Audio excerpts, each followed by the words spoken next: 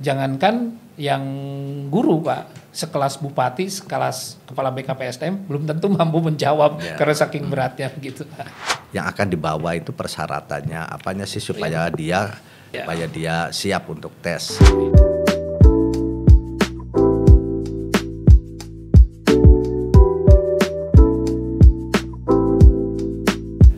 Assalamualaikum warahmatullahi wabarakatuh.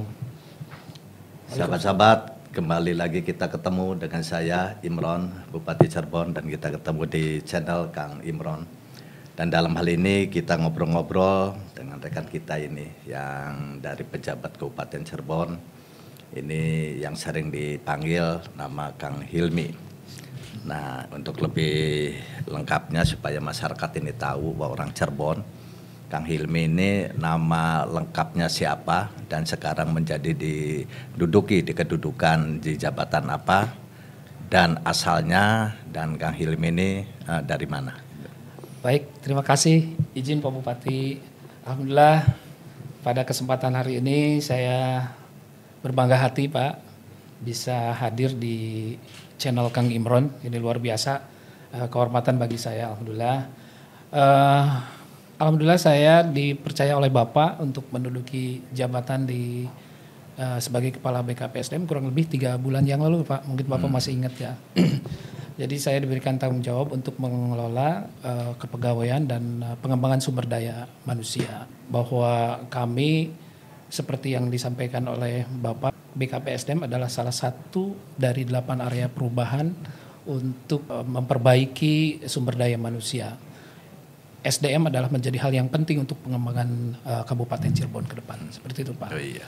Saya lahir di Subang Pak, 11 Januari tahun 68. Kalau nama lengkap saya Hilmi Rifai. Nah, kalau berikut gelar enggak Pak? Enggak usah ya. Ya kebetulan saya gelarnya doktor dari Unpad Pak. Alhamdulillah. Unpad, ya. Ya alhamdulillah tahun 2017 saya mendapatkan gelar dokter di Unpad di ilmu komunikasi. Itu saja mungkin Pak perkenalan saya. Jadi masyarakat ini kalau kita ingin mengolah satu daerah, itu harus SDM-nya mumpuni. Betul Pak. Nah, salah satu bentuk SDM ini ditopang oleh pendidikan formal. Ini seperti Kang Hilmi ini doktor ini. Alhamdulillah Pak. Iya, dokter. Sudah S3 ini, dokter dari Unpad. Nah, ini Kang Hilmi. Pada saat sekarang ini kita banyak rame-rame banyak rame informasi di Kabupaten Cirebon dan yang lainnya mungkin. Ada sekarang penerimaan. Seleksi ya Pak? Seleksi pegawai. Nah ini seleksi pegawai ini sebenarnya di Kabupaten Cirebon yang dibutuhkan berapa jumlah pegawai, kekurangannya. Terus sekarang ini kan rame nih orang di mass media ini ya. Ada orang yang nggak puas atau apa. Nah pandangan Kang Hilmi di Kabupaten Cirebon ini.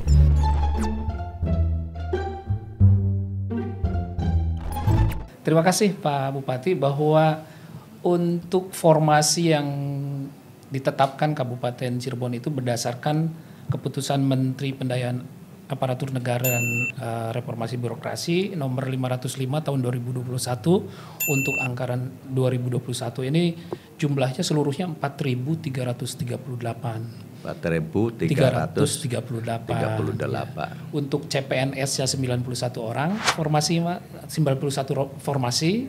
Untuk P3 guru ini paling banyak Pak. P3K guru itu bukan kurang lebih, jumlahnya memang 4.157 formasi. Sedangkan untuk PPK non guru biasanya di kesehatan Pak 91 orang. Dan seleksi ini sudah berjalan untuk P3K. Sebagai informasi untuk Pak Bupati bahwa P3K ini penyelenggaranya bukan BKPSDM Kabupaten Cirebon tapi Kemendikbud Ristek Pak dari pusat. Dari pusat. Kita hanya dilibatkan untuk penyelenggaraan tempat saja, itu pun oleh Disdik. Kita hanya pemantau pemantau ruangan untuk cek and recheck saja seperti itu Pak. Lagi kemarin ada tes itu kan ada P3K. Iya betul Pak. P3K dan juga ada calon ASN. ASN ya. Nah kalau bedanya apa sih ASN dengan P3K? Ya.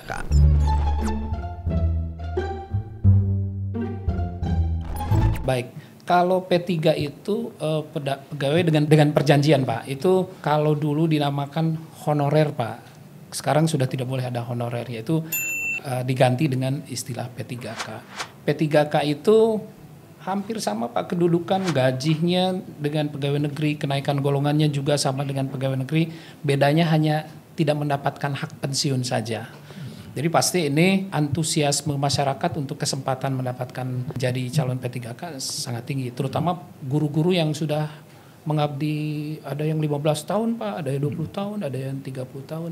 Nah kesempatannya melalui P3K. Karena kalau melalui ASN Pak, itu dibatasi usia maksimal 35 tahun. Kalau P3K boleh bebas Pak. Berarti kalau yang daftar PNS itu maksimal 35 tahun. Kalau ya. P3K boleh. bebas. 3 tahun menjelang pensiun juga masih boleh. Masih boleh seperti itu Pak. Tapi lagi kemarin itu saya dengar Hmm. ada tes P3K. Tapi juga banyak keluhan Ya, ini Pak. dari orang-orang, bahkan ada yang datang Ya, ke kami. Mungkin dia sudah ada umurnya, bahkan sampai tesnya juga katanya agak sampai berat gitu betul, ya. Pak. Nah ini sebenarnya bagaimana itu sampai gitu kan? Jadi orang bahkan dengar katanya yang keterima tes ini cuma sangat dikit sekali, 7%-an atau berapa. Pak. Betul Pak. Nah itu apa itu karena? Betul Pak. Jadi ini merespon pernyataan Pak Menteri Pendidikan Pak, bahwa Pak Menteri menginginkan seluruh guru ini sudah berstandar internasional Pak. Jadi karena soal-soalnya juga udah hot Pak, high order thinking skill. Memang sangat berat Pak. Sangat berat, bahkan passing grade-nya juga sangat berat Pak untuk teman-teman P3K. Jadi jelas pada kesempatan ini kenyataannya bahwa guru-guru kita belum masuk ke taraf internasional. Banyak yang gugur terutama di kompetensi teknis. Itu rata-rata di bawah angka 210, padahal untuk passing grade kelulusan kompetensi teknis itu minimal 320 lah sampai 335. Walaupun ada kemudahan Pak, sesungguhnya ada afirmasi Pak, untuk yang usia 35 tahun ke atas itu diberikan bantuan afirmasi angka 15% Pak. Misalnya contoh Pak, saya hanya mendapatkan 220, soal maksimalnya itu angkanya 500, dapat 15%, berarti 15% itu sekitar 75. Kalau 220 plus 75 itu masih kurang juga Pak. Itu yang jadi banyak yang gugur. Nah kemarin dari PGRI mungkin juga sudah datang ke Bapak menginginkan ada penambahan afirmasi Pak. Jadi kalau untuk 35 tahun tambahlah 30%, jangan 15%, sehingga terkejar passing grade-nya. Itu Pak rata-rata yang ya kita ini fakta di lapangan. Kalau CPNS misalkan calon pegawai negeri bisa ya dari standar kompetensi dasarnya, karena dia masih anak-anak muda. Betul. Di bawah 35 tahunan. Masih cerdas Pak. Masih cerdas, tapi orang yang sudah honor sudah puluhan tahun. Iya betul Pak. Lalu kita standar kompetensi dasarnya terlalu tinggi. Iya betul. Dia kayaknya juga dalam kemampuan, apalagi tesnya lagi kemarin saya dengar tesnya juga komputer pakai Betul, ini Pak. segala macam. Ya bagi tingkatan saya aja sudah berat ya Pak. Sudah berat gitu karena zamannya. Apa tidak ada keringanan itu tetap disamakan? Ya, betul Pak. Untuk sementara ini keputusan Pak Menteri dialog dengan Komisi 10 juga masih tetap itu Pak. Tapi mudah-mudahan Pak dengan diterbitkannya surat Bapak, rata-rata semua kepala daerah memberikan bukan surat protes lah, surat permohonan mungkin untuk peningkatan afirmasi dan penurunan grade. Salah satu indikatornya Pak, sekarang pengumuman ditunda, yang harusnya tanggal 24 Pak. Pengumuman P3 ini sekarang ditunda. Mudah-mudahan itu adalah respon dari surat yang disampaikan oleh Pak Bupati tersebut kemarin Pak. Mudah-mudahan ada peningkatan afirmasi dan juga penurunan grade. Karena standarnya memang terlalu berat untuk usia yang khususnya Pak, khusus untuk yang 35 tahun ke atas. Sebagaimana yang disampaikan Bapak tadi, jangankan yang guru Pak, sekelas bupati, sekelas kepala BKPSDM belum tentu mampu menjawab karena saking beratnya gitu Pak. Itu lagi kemarin-kemarin itu kan kami didatangi ya, disewani oleh para guru bahkan PGRI yang dia ikut juga tidak lulus. Betul, Pak. Dia ingin ke keringanan itu karena dia sudah mengabdi sudah puluhan tahun. Ya, Pak, ya. 20 tahun dan dia ingin berharap menjadi P3K walaupun dia nanti ada gaji standar walaupun tidak dapat pensiunan karena gaji sekarang orang-orang honor kan beda-beda ya, kecil sangat kecil dengan dia satu-satunya harapan ingin jadi P3K. Ya. Nah, makanya saya berkirim surat gitu. Ya, betul, nah, Pak. Sekarang pengumumannya ditunda Pak. Ditunda. Dari tanggal 24 Pak. Mudah-mudahan itu. Nah, nanti setelah pengumuman nanti kan ada tes lagi kalau gitu. Untuk khusus P3K itu ada 3 kali tes Pak. 3 kali tes. Ya, tes yang pertama itu secara keseluruhan sesuai dengan jumlah pelamar yang tadi Pak, 4.157. Nanti kalau ada yang lulus berarti dikurang itu, yang bersangkutan diikutkan tes lagi Pak. Oh jadi yang tidak lulus kemarin ya, ada tes lagi? Ada tes lagi, nanti dites lagi tapi disatukan dengan swasta Pak. Kalau kemarin hanya yang negerinya saja. Negeri saja, nanti dengan swasta untuk yang tahap kedua Pak. Nah itu dikompetisikan. Memang ada keluhan juga Pak. Sebelum pengumuman itu kemarin dari PGRI juga datang ke kami. Kalau disaingkan dengan pihak swasta, rata-rata yang swasta ikut sekarang itu sudah memiliki sertifikasi. Sementara yang sudah sertifikasi itu afirmasinya bantuan nilainya 100%. Itu sudah dijamin lulus Pak. Jamin lulus. Ya, itu. Berarti bersaing dengan orang yang sudah dijamin lulus berat lagi Pak. Berat lagi. Iya Pak. Nanti ada tes dan passing grade-nya meningkat Pak. Untuk tahap kedua itu tidak sama dengan passing grade di tahap pertama. Itu tahap kedua semakin meningkat dan kalau tidak lulus ada kesempatan lagi satu lagi di tahap ketiga. Itu seluruh Indonesia Pak. Digabungkan bersaing dengan seluruh Indonesia. Tambah berat lagi aja. Tambah berat lagi.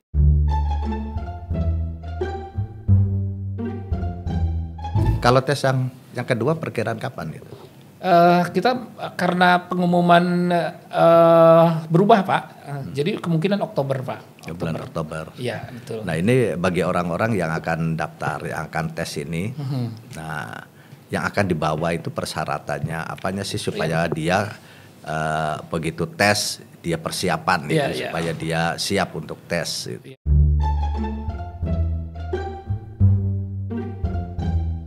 Sebetulnya persyaratannya standar Pak, semua kartu tes, nomor ujian harus dipersiapkan, IKTP, vaksinasi Pak. Vaksinasi itu menjadi syarat utama Pak, minimal pernah 1 kali vaksinasi.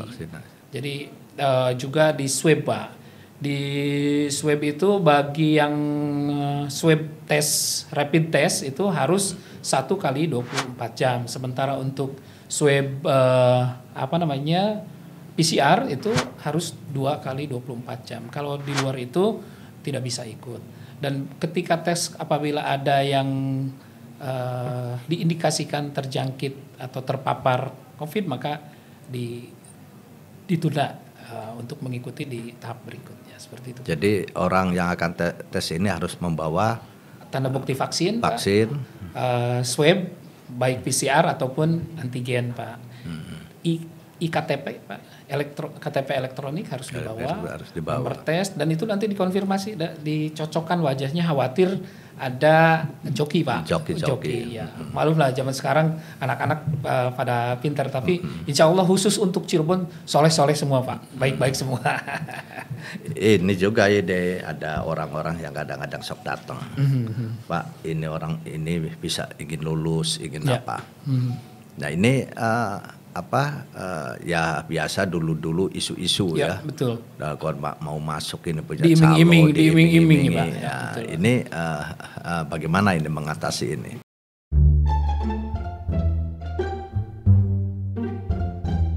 Saya sudah beberapa kali dan di beberapa tempat di media sosial diumumkan di koran sudah mengingatkan Pak untuk tes P3K CASN baik guru non guru itu tidak ada kesempatan siapapun memberikan iming-iming bahwa akan diluluskan. Apalagi sekarang rame di media sosial, nggak usah ikut tes katanya Pak. Yang penting sudah dititipi orang DPR RI pusat. Ini orangnya Pak Menteri, pokoknya khusus untuk orang dekatnya, tim suksesnya Pak Presiden dan sebagainya. Wah luar biasa Pak. Tapi semua itu adalah bohong, hoax. Sistem seleksi sekarang itu betul-betul menggunakan sistem yang sudah terencana Pak. Jadi Pak Bupati, saya, Ketua Dewan sudah tidak bisa intervensi lagi. Si A harus lulus, tidak ada Pak. Sekarang semua melalui sistem. Jadi sekarang semuanya melalui sistem. Jadi orang-orang yang akan tes itu harus siap juga, kompetensinya, kemampuannya harus disiapkan. Harus disiapkan, betul Pak. Dan berdoa. Berdoa itu terpenting. Apalagi Pak Bupatinya Kiai Pak. Jadi tes kedua belum ada. Belum ada. Kita masih menunggu karena pembatalan kemarin tanggal 24.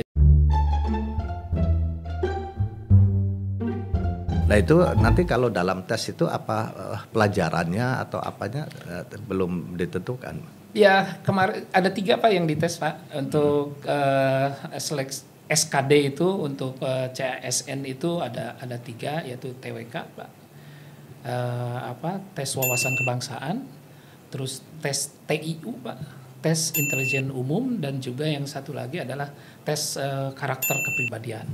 Itu 3. Jadi kebangsaan, ya, kepribadian sama intelijen Pak.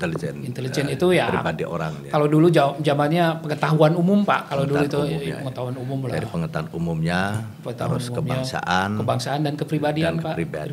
Dan memang itu yang diperlukan oleh para pejabat tuh gitu. Betul Pak. Karena kita sebagai pegawai negeri atau pegawai pemerintah, otomatis kita ini harus kebangsaannya harus kuat. Sudah tidak diragukan, lagi. Cinta bangsa Indonesia. Cinta bangsa Indonesia. Di samping itu juga kita harus ada kepribadian, karakteristiknya, supaya pegawai benar-benar kabel. Betul Pak. Sekian untuk podcast kali ini. Terima kasih untuk Pak Hilmi yang telah menyempatkan waktunya.